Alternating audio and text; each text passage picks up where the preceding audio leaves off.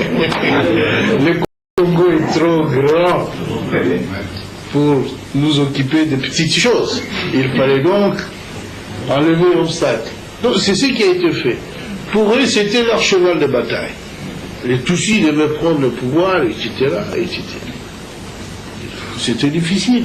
Ils ont vendu tout ça dans le pays limitrophe, qu'on les a détrônés, on les a fait ceci, mais que Kabila, les accords qu'on avait signés, il ne les a pas respectés.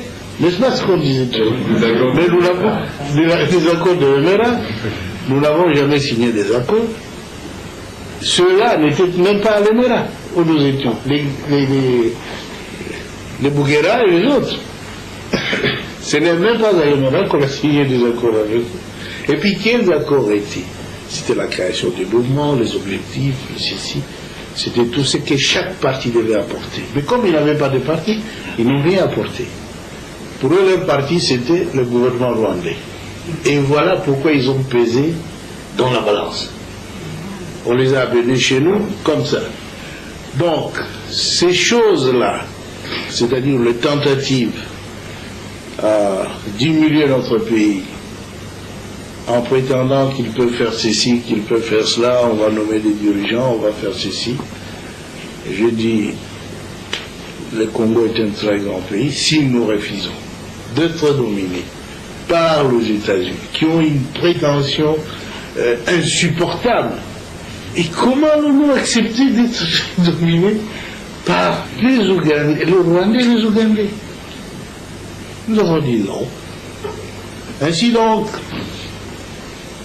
la genèse actuelle des mésententes et puis du conflit, c'est ce que je vais l'expliquer. Eux voulaient dominer, avoir des gens qu'ils vont mettre au pouvoir,